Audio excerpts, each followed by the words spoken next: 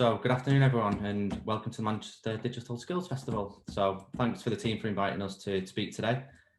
It's great to be here, even though obviously we can't see all of you. So obviously the current situation does make it a little bit of a challenge to deliver these types of things, but hopefully you can hear us okay. Our internet connections behave themselves. So just to expand on some of the introductions, I'm Andy and I'm one of the senior product managers at musicMagpie. And along with Ben, we're just going to chat to you about the shifting mindset of the organisation to product development. I've been here since November 2019. I head up the store side of the business, allowing customers to purchase a variety of tech, accessories and media through musicMagpie in the UK and Declutter in the USA. I've worked in various product roles now for around 7 years and came in through a digital marketing background. And similar roles that I've had in the past have been at Brother, Bright HR and HSS Hire, while they were also going through similar product transformations. So now over to the other side of this double act. Hi everyone, I'm Ben. Just to be clear, on that picture I'm not the one in the bib, but I'm also a senior product manager at musicMagpie. I head up the trade side of things here, so responsible for the experience customers have with us when trading in items across both web and apps. I joined last year and have followed in the excellent work Andy and the team have done in evolving product at Magpie.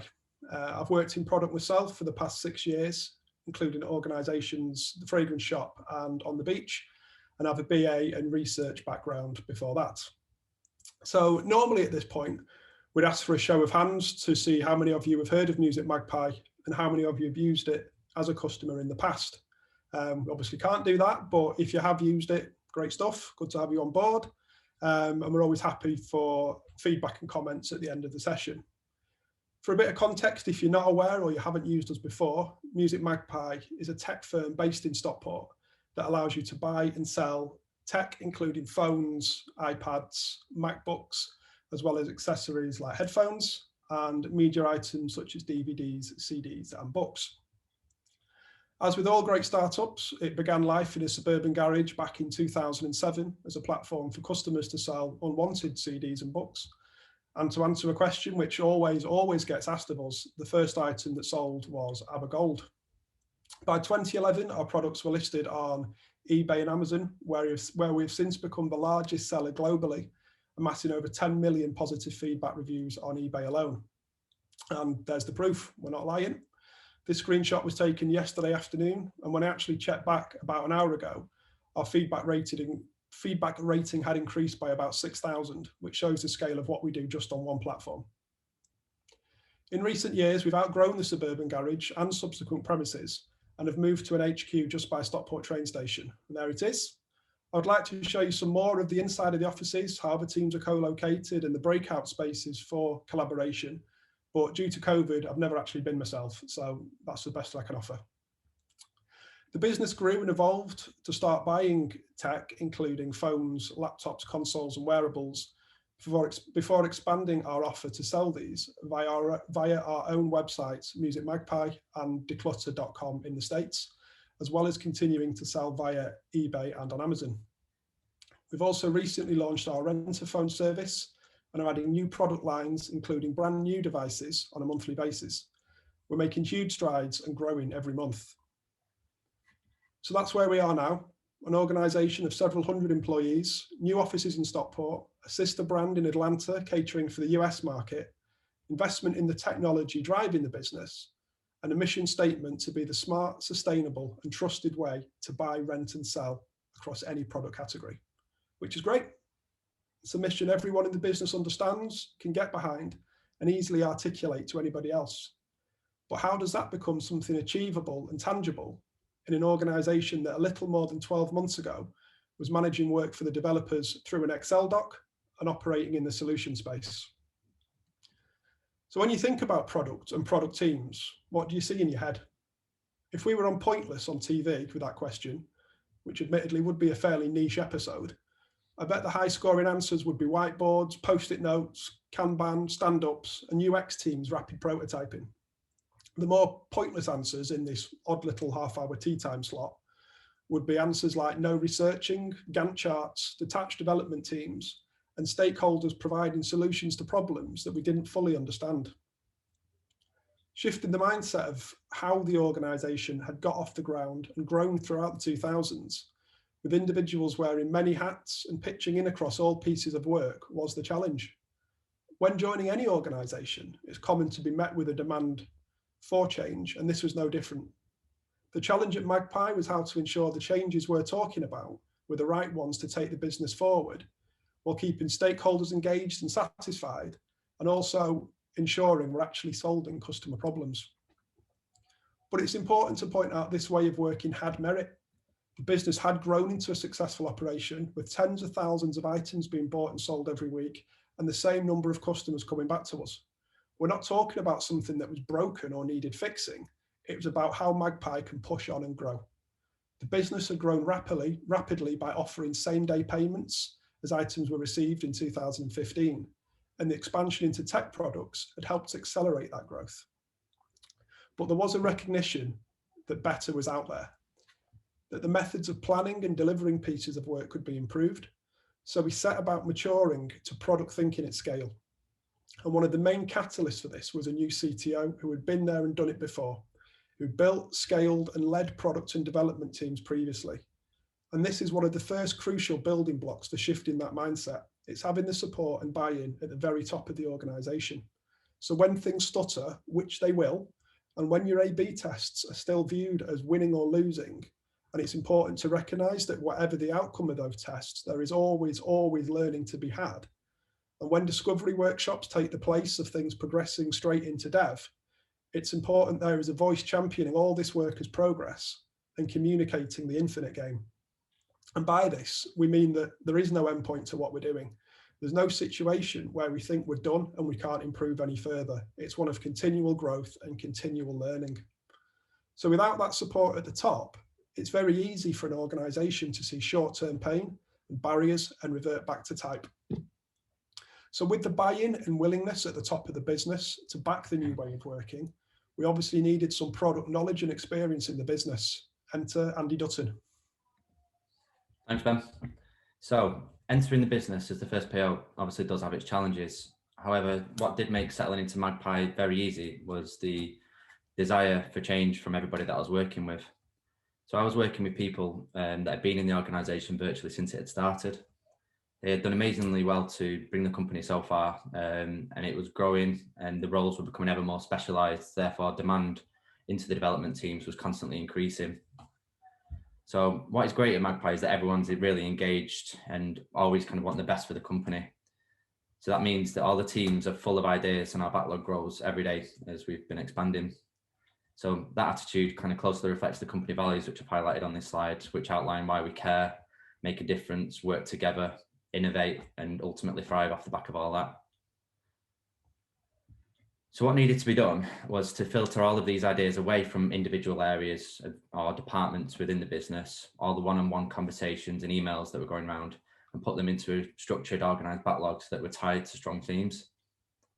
The backlog was previously logged, as Ben said, in an Excel document that was virtually a direct feed into the development teams, who would then pick up the requests directly and begin working on them. So often they'd be working on tens of tickets at a time.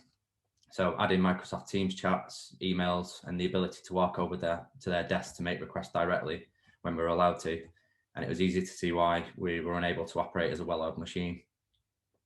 So the first thing I did was to kind of get to grips with the backlog and the amount of work in progress. So we quickly established that over half of it was no longer required, had either grown stale or redundant. Half of that again was stalled in progress for one reason or another. So what remained of that we put into Jira, and then we got the teams working on 2-week sprint cycles. So initially most of this was just unblocking the previous in progress tickets to clear down the boards and put live the value that had already been invested in these items. So with the board and the backlog becoming unblocked, next was working more closely with the stakeholders.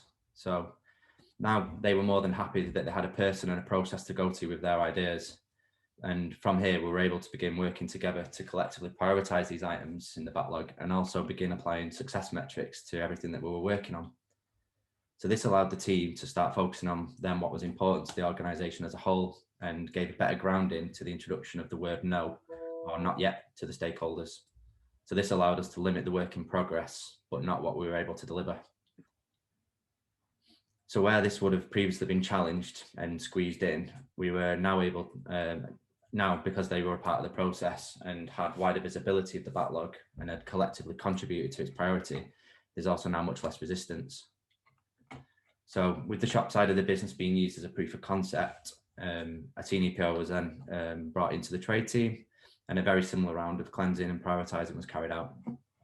So where this left us was the ability to produce a shared roadmap across all functions. And from here, we were able to start better understanding some of the other areas we could improve as part of the process. So previously, we had a combined UX and graphic design function that was born out of marketing originally, long prior to the product function existing.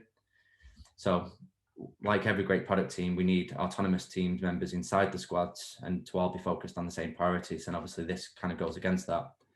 So for product to truly work, research and design need to be embedded into all of the teams and also to be working from that shared roadmap. So this now meant that anything coming into the team should always be validated, have sound research and also testing applied to it. This allows us then to challenge and backdate some of the stakeholder solutions and turn them back into customers' problems. So based on an arsenal of customer data, analytics and research that we were collecting. This allowed us to break down then larger initiatives and provide value early and often. So the ability then to pivot based on the results as they're coming in, allowing us to avoid any lengthy and costly development. So now to look at how we've organised the teams to operate more efficiently. And the teams to some extent were already set up. They had the kind of classic developers and QA set up. But what we've done is add some more of the support roles, such as delivery leads, UX researchers, data engineers, and also transition members of the previous graphic design function into a dedicated UX function. So this, along with our vision of moving into the latest contemporary platforms, has also allowed us to hire specialist roles also. We're now able to attract dedicated front end and back end resources as opposed to the full stack setup that we were operating previously. And we now also work to product goals where we meet and agree what we believe we can complete in weekly cycles and ultimately contribute to wider objectives. This allows the team to be autonomous and split the initiatives how they see fit, and also give them full creative control over that execution, which is really important. Our job now as POs is to then maximize the value of the product resulting from the work within the team. So prioritizing the product backlog and ensuring that it's transparent, visible, and understood by the stakeholders. We're not at the stage working to the much lauded Spotify model of chapters and guilds, and we're still very much maturing and building out the teams. But you can now naturally see where some of these segments will present themselves. We're just not there yet, and it's all about understanding what works for the team and for us at that time. What we do is carry out frequent retrospectives that assist the team in constantly improving, which we'll get onto later. So now moving on and looking at the way in which we work with these existing teams and also the new members that we've added has also kind of changed. We've cherry picked some of the best bits from Scrum and a number of other Agile models and set up regular touch points or ceremonies, as you might also know them by. So apologies here if I'm teaching anyone how to suck eggs, but I'll delve a little bit deeper into them and how they've worked for us. So the first one is that we run a daily stand-up, and this is where the team meet first thing in the morning to review progress towards the goal. So each member takes their turn to review what they worked on yesterday, what they're looking at today, and whether they feel that they're on track to deliver that goal. And in doing so, identify anything that might be blocking them from doing so the team can kind of swarm around an issue. Then moving on to goal setting, this is where the team reviews tasks in the backlog and define the goals of what they want to complete in that week. This can also include the full squad, so don't just think of it as purely development. So it can include the research, design, data, testing, and also the release members of that team. Retrospectives, which I mentioned earlier, allow the team to reflect on what went well, badly, or could be improved in the future. So there are various ways of getting the nuggets of knowledge out of the team by using methods like what made you mad, sad, or glad, or what we should start, stop, and continue doing. The team can then vote on these kind of common issues or themes that present themselves, and the most pressing issues can then be revisited in the next session to make sure that the team are constantly making progress. So underpinning everything that Andy has talked about there, the day-to-day activity, the frameworks that we use, is the product vision. And without that well-defined product vision, you're almost taking a stab in the dark and picking arbitrary pieces of work without any real direction. And that approach can get you so far. You can get lucky with ideas and requests and hit upon some success. But without the vision in place, you aren't able to confidently articulate what you're hoping to achieve. And it can reduce the roadmap to a randomly thrown together backlog. And it's very difficult to give confidence to stakeholders like that. And we've already identified that as being one of the biggest challenges we've faced in shifting the mindset and how we work. When it comes to defining a vision, one of the most important things is that it's not done in isolation. A PM cannot sit on their own and define something without collaborating with the team and the stakeholders. Having their input and buy-in and support for this and aligning it with the wider business goals and objectives is absolutely crucial. Earlier on, I talked about having the CTO at the top of the business in your corner as one of the building blocks of shifting a mindset. Having a clear product vision is another. If anyone is making notes on this, underline those two things: a CTO at the top of the business and product vision. There's many things to get a product vision. There's many ways to get a product vision in place. And I'm going to talk through a way how I've had success doing it. It's not the way to do it, but it is a way, especially for a team that hasn't had the experience of doing this before. And the first thing is it's vital to get the squad, including research and design, delivery leads, and anybody else with an active interest all together. As I say, doing this in isolation is a way to set yourself and the team up for failure. To set the scene and give that wider context, we went through the strategic objectives for the year, which helps give some focus on areas for growth. 4 members of the team, including myself, are relative newcomers at Magpie. So getting all of this out on the table and discussing how we can play a part in it really brings home the importance of what we are doing. And the first task was to write a line or two about how they viewed the team based on the previous 6 to 9 months' performance. This will give newbies into the team, long-standing colleagues, and people from inside and outside the team a view on how we're doing. And all of these different perspectives are important to get that rounded view, and we don't remain too insular and inward looking. The result of this activity, after a minute or two of everyone silently staring at a Miro board or real life post-it notes if you ever get back into the office, is hopefully a board full of comments. With any workshop, honesty and openness is the key in this, so there should be a mix of good and bad points on there. Bad points are not something to shy away from, they're to be embraced and discussed. After a chat or a debate about the comments gathered comes the why. Why do you think the team has been described in that manner? And going through this second task allows everyone to zoom out of the day-to-day tasks and look at the bigger picture of what's going on. Does everybody have sight of the roadmap and the opportunity to challenge or feed into it? Does everybody get sight of the performance of the products and how this converts to sales or revenue or whichever other primary metrics you're measured on? And does the business have confidence in what the team is doing? If you do this, it's likely some big hefty concerns will come up. If it's a team that is struggling, turnover of staff is a common one. That hasn't been a problem at Magpie, but elsewhere has been a signifier that things aren't working.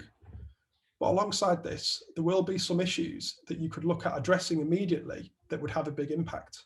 One for us was the structure and use of the Jira board that we were using, but we knew that we could resolve that more or less straight away and make a big difference to the day-to-day morale in the team. And if we continue to get those smaller things right, the theory is that the bigger problems begin to melt away. The little frustrations and annoyances that turn you from loving your job into looking for a job elsewhere begin to disappear.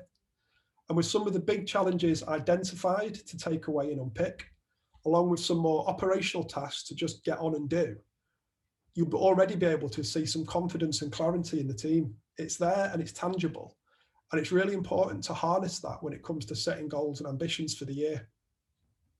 As a PM, in any role that I've had, I've always wanted to be the best in class. I want to shout about what we do and be proud of it. I want to get my phone out when I'm with my mates and say, look, we've done this, look at it. And that's the approach to take with goals and ambitions. We want to aim for the stars and see where we land. The metrics, key results and performance measures will tell us how far we get. But if we're not aiming for that, we're never going to get there. I think it's important to say that you won't necessarily achieve all of the above in one workshop in one day. The different places I've worked where I've been involved in this kind of activity is taken anywhere from between 2 sessions to 6 or 7 sessions. So it's all about understanding what works for your team in your business time boxing it off and saying we must have a vision at the end of the day, again, is another means of setting yourself up for failure. Similarly, you don't want it to drag on for 6 months.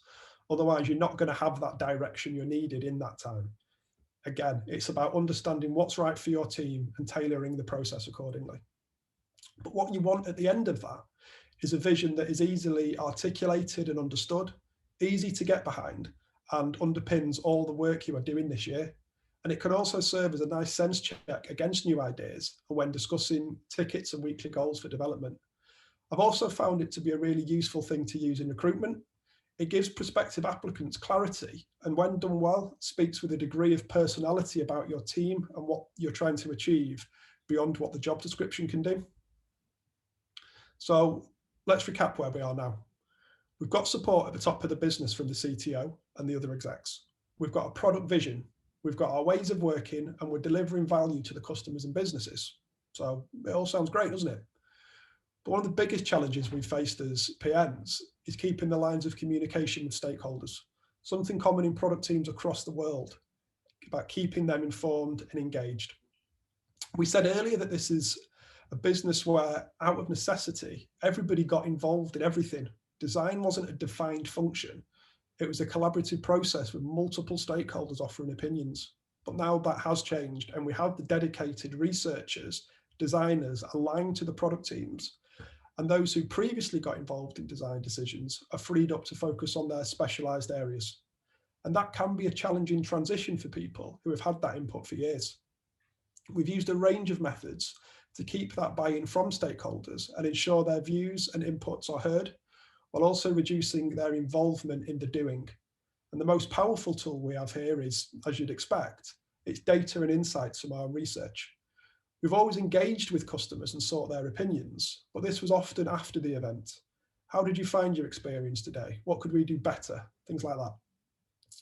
With the redefinition of the research and the design teams and getting in front of customers early to validate propositions, or to just sit and discuss new ideas and to test prototypes early, gives us the space we need to then push back on absolutely well-meaning conversations and say, our research shows us X, Y, and Z, and that's where we need to progress. Tying in their customer feedback and problems with regular demos, show and tells, almost over-communicating what we're doing, and ensuring that any no's to the business are delivered with positive messages of alternatives, have all helped keep stakeholders actively engaged and happy, as well as freeing them up to focus on their areas of work, while design and research and product teams focus on what we're doing. Well, look, let's be honest. The picture we're painting here of products at Magpie is pretty rosy, and generally it is good, and it's a wholly different position from where it was even 12 months ago. But as with any organisations, there are challenges, and of course, the things that we can do better, and there always should be. I think as soon as we start thinking we've cracked this and we can take our foot off the pedal, we're setting ourselves up to fail. Our customer engagement and research activity has increased immeasurably over the past 12 months. The research team now have dedicated sessions with the CEO and other execs, and the number of customers we've spoken to, along with the insights we're getting from them, is increasing every single month.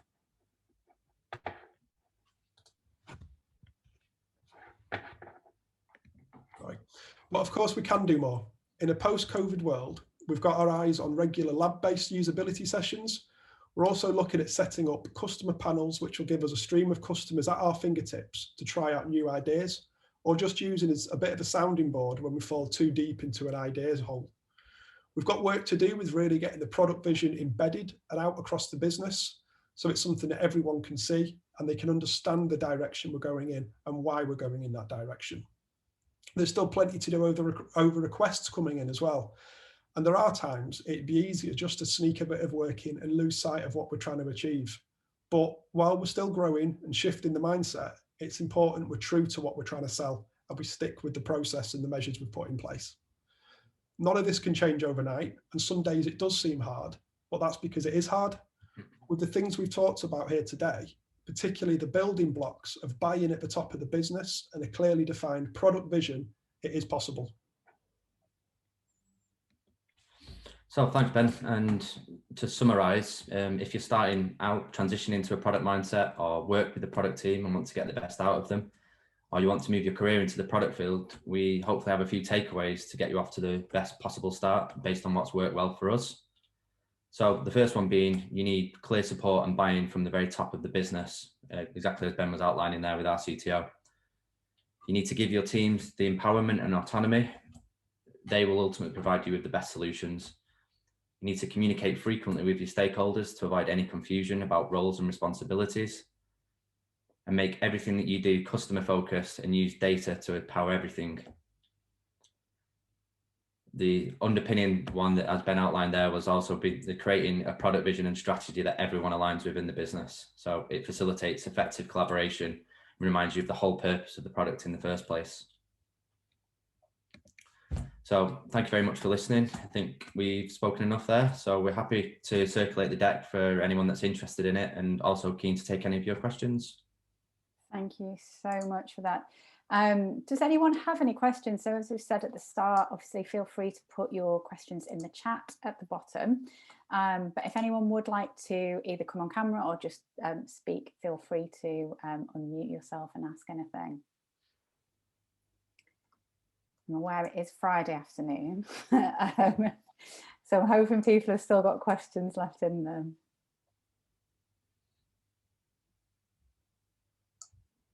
No, nothing. Must have been very comprehensive. I think that's probably what it is. Oh, here we go. Lucy's asked, do you have a grad scheme? There's not necessarily a graduate scheme in place. We do have apprenticeship positions available. We've got apprenticeships embedded in both of our teams at the moment. So with anyone who's got inquiries or anything like that, if you can get in touch with us, we'll be happy to either take your details down or get someone from the HR or recruitment team to get in touch with you. Yeah, I can expand on that a little bit more as well for anybody who wants to do any additional research. I believe it had been probably around a year ago, we partnered with Code Nation and carried out the apprenticeships through there. And those members have been embedded into both the teams for some time now and have been real kind of success cases. So yeah, feel free to get in touch with ourselves after this. We can put you in touch with the right people internally with us, as well as anybody that you might want to speak to at Code Nation. Amazing. We've got another couple of questions. Everyone's got the sunburst of energy.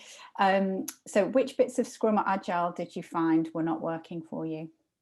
I think if I answer that from the trade perspective, I think for us, I think before my time and kind of when I first joined, we were working in traditional kind of Scrum with refinement sessions and kind of dedicating specific pieces of work to the time box sprint.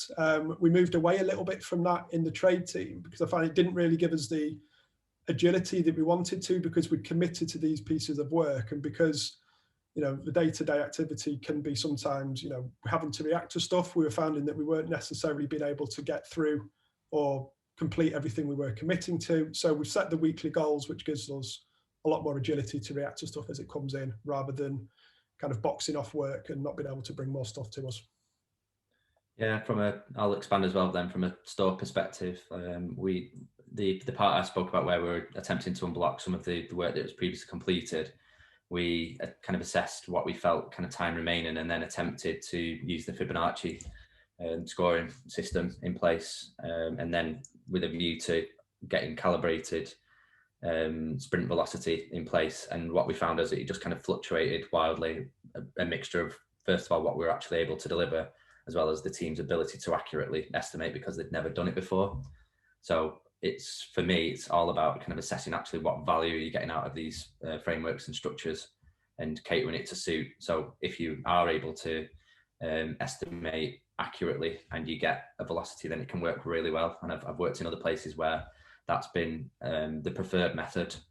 And then here we, I suppose, like Ben said, kind of stripped a lot of that back and cherry picked some of the best bits. So you just kind of, I suppose, got to be familiar with a number of frameworks and make them all work for you. There's no kind of one set prescriptive way that will work for everyone. Yeah. And I suppose just to finish on that as well, that the way we're working now works for us at the moment. It's not to say that that's the way we're going to work on things forever. You know, as the business scales, as it grows, as demand changes, as, you know, we learn and grow as a team, that we'll use the most appropriate method or framework that works for us. But at the moment, that's the approach we take. Yeah, I think that's a really good point to make, that what works now might need to change for the future. So we've got another question here. Do you have one of each role in each squad, or do some people sit in more than one? We've got, typically in the squad, we'd have, you know, a number of developers or engineers, kind of anywhere between kind of 2 or 5 sitting in each squad. There'd also be a similar number of QAs. Research would sit across both squads as a research piece, and then UX as well is kind of a bench that we call upon, rather than dedicated UX people embedded in each team, so they're familiar with both kind of strands of work. And then beyond that, we'd also have dedicated delivery leads in each team as well, but with a delivery manager, I suppose, or a head of delivery sitting across both functions, and also a kind of a technical, like, software manager would sit across both squads as well. Okay, perfect. Not a question, but we have got someone which I'll read out. Joe's just put a message in to say he's starting with you a week on Monday and can't wait. All sounds really interesting. So there's a new team member for you. I know you're on the store team. Right, we've got another question. Have you encountered challenges in scaling this approach? Nothing additionally, I suppose, that we didn't outline. I suppose it's just making sure that everybody's coming along for that ride. So like I said, the reception to it was absolutely brilliant. So, you know, you hear about some of the horror stories of this, where you end up with, say, transformational departments, or these people with transformation in their job title, and it's their responsibility to do this. That very rarely works, or, you know, certainly creates a lot of friction in doing so, because people are just waiting to be informed that they've been transformed, which doesn't happen. So with this, because the whole company's coming along for that journey, and they identified the issue in the first place, it makes it a lot easier for us to kind of like come in and prescribe some of these methods, because it's not really night and day in what we've done. We've just kind of like observed, made some, you know, intercepted where we've needed to, but ultimately the teams are still able to kind of keep inputting their ideas to us, and we've allowed hopefully the development teams to kind of like work more efficiently. So I suppose it's going back to kind of like the retrospective thing, is really, it's just observe and adapt. So yeah, changes little and often, really, I suppose, is what I'd recommend there. Yeah. Next question. Have you kept traditional project roles within the product teams, e.g. business analysts, project managers? And if so, how do they fit into the product structure? So yeah, we don't have BAs as such. We do have project managers, and I think that, you know, where we are as a business, you know, they are absolutely a crucial role in, I think, getting the support from exec, giving visibility to the exec can help supporting what we're doing and making sure that, you know, we're keeping delivery on track. We, you know, we're very much focused on delivering value as early as possible. So it's not necessarily about, you know, traditional projects in terms of, you know, a waterfall approach or anything like that, but having, yeah, the agile project managers in the business fits perfectly with the approach that we've got now. Next question. Is there anything you'd have done differently in transitioning from project to product? Tough one. I'd say not. Like, I think it goes back to my previous answer, really, is that we've attempted to do it in small chunks. So hopefully, like you said, if you do go down a wrong path, similar to, you know, describing before about, you know, estimating in story points, we quickly established it wasn't working for us. We tried something else. So I'd say hopefully we've ironed out any of that, and we'll, as Ben said, continue to make mistakes. We'll continue to improve. So I'd say No. Great. Before we get on to the next question, just for anyone that has asked about job opportunities or is interested, I've just noticed that the HR team have put the details in there. So there is an email address, careers@musicmagpie.co.uk. So if you have a look in the chat, the details are in there, and then you can get in touch with them about any particular jobs, grad schemes, apprenticeships, whatever's going on. So back to questions, because they're firing in now. Have you changed anything in the way you approach writing your user stories, and what's the process in approaching the writing of them? Do you want to take that, Ben? Yeah, I'm trying. Yeah, I mean, look, I'm not sure how they were done before. You know, I've not been here as long as Andy, but I suppose, you know, the user stories, we are, you know, typically they are the PM's responsibility, as you'd expect. We're not necessarily done in the, you know, the classic structure, you know, as a whatever, I want to, so that, and they can be a bit more informal than that. And in the keeping, you know, in spirit of the keeping the agility that we talk about, we try and keep them as, you know, and this is, you know, if you go back to like the founding thing of user stories, they were a placeholder for a conversation. So that's what we try and use them as. So we put, you know, an initial outline or basic details of what we're trying to achieve, but we find very much, you know, the conversation piece outweighs kind of putting all the detail on a ticket. It's, you know, traditionally it's a placeholder for a conversation. So we still have tickets. I don't know if the classic user story framework is something that we use really, but yeah, they've definitely evolved in the time I've been there. Yeah, we've, as Ben said, really, without making them too formal and structured, we kind of treat them more as that we work to identify a problem statement and kind of turn that into a bit of an elevator pitch for anything to progress. That's then when we kind of pick those kind of conversations up with our UX function. And that's when we kind of really then get into the detail of the as I want, so that, but I suppose without writing that up front and at the beginning. Okay, next question. Have you looked at Shape Up? I'm going to admit I've never heard of that before. Ben, are you going to save my bacon?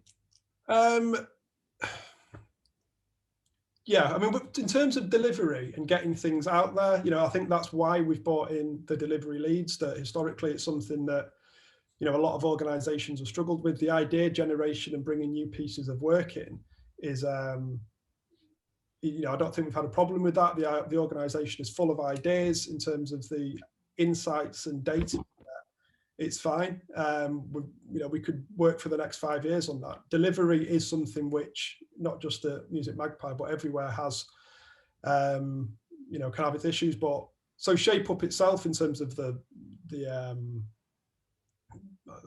story or the kind of the methodology that's within that, isn't something that we're kind of strictly working towards. But that'd be more to one for the delivery leads and delivery teams to unpick and really add some insight on that, I'd say. Right. I've just Googled it, so I'll read about that later. We're all learning here today.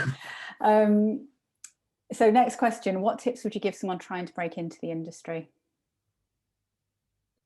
Sorry for asking more questions on the fly to that person. A specific role or as an actual product owner? Are we just talking general tech or? So this is Ben, another Ben, if he's a developer or wants to be a developer. Identifying, you know, the kind of like the best courses, and whether that's kind of like university level or, as I mentioned before, the work that Code Nation are doing. So getting yourself attached to, I suppose, like a wider organisation that has links to industry is your kind of like your best foot in the door. So whether that's through placements, apprenticeships, and ultimate kind of employment has kind of got to be the best way for me at the moment.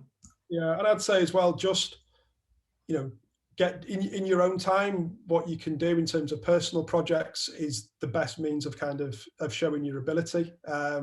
Some of the best developers I've worked with, that's how they've got into roles. They've developed personal projects in their own time, and they've bought those and demonstrated how good they can be. Keeping up to date with the latest frameworks, and, you know, any tutorials that you can do in your own time, and then, you know, putting that into practice. So when you do get any interviews or opportunities to showcase your abilities. You can show that you're up to date, you know, you're familiar with the latest learnings. That'd probably be my advice. Yeah, without like continuing to advocate, you know, what the work of Code Nation, that's what kind of highlighted most to us, is that it turned what could have been in some cases kind of like back bedroom projects, which are a brilliant starting point and almost everybody's starting point. Obviously the work that they were doing kind of was a bit more structured and also involved that teamwork aspect of it, which is massively important to what we've kind of been preaching today, because it isn't just about I suppose it's kind of changed from the message now of a dev that goes away, sticks the headphones on and re-emerges, you know, a couple of weeks later with something. And it's really about the ability to kind of converse, solve problems collectively, and kind of that unity as a team. So yeah, organizations like that will kind of like lift the game again, in my opinion. Yeah, I think that's one of the myths we come across, that if you want to be a developer, it just means you sit on your own at a computer, you don't speak to anyone and you just code. And it's, you know, as you're saying now, that's just not how it is. It's a really collaborative role in companies, isn't it? Okay, I think we've got one more question. So if there is any more, we've still got a little bit of time if you want to put them in the chat. So we've got one more question here. Where does your design stroke wireframe and stroke UX process sit? Is this done before, after, or as part of the sprints? I'd say that this is one area I think we've made huge strides in. And I'd say the way it is now, we have, so UX, you have the UX team, which is kind of consisted of design and researchers, are effectively part of the product teams now.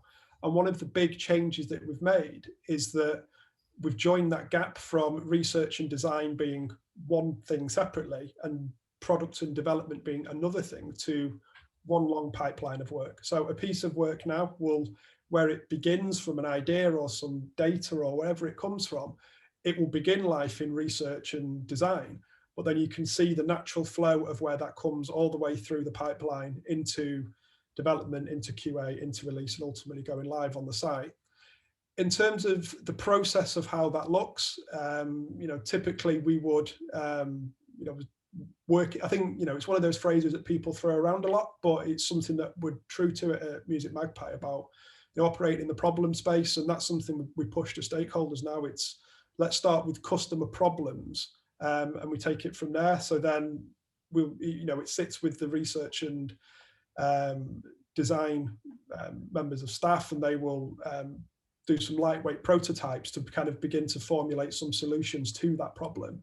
And then, you know, we'll make that, you know, lightweight testable solutions, and then we can quickly get feedback if we're heading down the right path. If the feedback comes back and indicates that this is solving that problem, we can begin to apply the layers on it. We can look at some of the elements from the design system and begin to put those on top. So then when it comes through to ready to be built, the developers and the QA are already familiar with it because they've been involved in some of the process along the way. So it's not like research and design build something, chuck it over the fence, and it's completely new to development. It's one long continual process. Okay, I think we've got a follow-up to that question as well. So as a follow-up, would design influence user stories in dev or vice versa? Or is it all one fluid process? Kind of, as we've said there, really, it's all one, or we're certainly striving for it to be all one fluid process, and the development or the developers are part of, are feeding into the design process. So, you know, as I said, it's not being thrown over the fence at the end, and they come back with objections to say we can't implement this because of X, Y, and Z. They're feeding into stuff earlier on and helping arrive at the solution. Yeah, I'd agree. Anything that's not that is kind of reverting back to a waterfall approach or a glorified version of. So anything where anything kind of sits redundant and put on a shelf for a bit while another team has to play catch up, that's where the process fails. Because by the, you know, if you've carried out research or designs, or you've designed in full, it'll just become stale and redundant, which is one of the things that I called out about, you know, the process that was occurring previously. Yeah, and I think one of the big things about that process is closing the feedback loops, or reducing the amount of time in those feedback loops from stage to stage. So, you know, I've been at places before where you can feed something into a design team and then you don't get sight of it again for 6 weeks, and then they come back and it's, well, you got some beautiful pixel perfect looking prototype, but it might not serve the purpose, it might not solve the problem that we're looking for. So then it goes back again for another 6 weeks. By taking the approach with the lightweight prototypes, and we're not talking about the UI here or the layer of how it looks, it's more solving the problem in the journey, that we can turn that round a lot quicker, which means those feedback loops are smaller, which means we can ultimately deliver value to customers quicker. Right, we've just had one. The questions keep flowing in. We've only got time for a couple more. So I've got one here. Any advice on encouraging developers to collaborate and feel comfortable to ask new questions? This person's just joined a new team and feel like there are a lot of assumptions being made, in a sense they're waiting for instructions. Start those conversations. I suppose it's kind of like be that catalyst. If you see that it's an area for improvement, either I suppose speak to somebody that's I suppose responsible for shaping that team, or just actually go and do it, depending on how groundbreaking these kind of conversations are.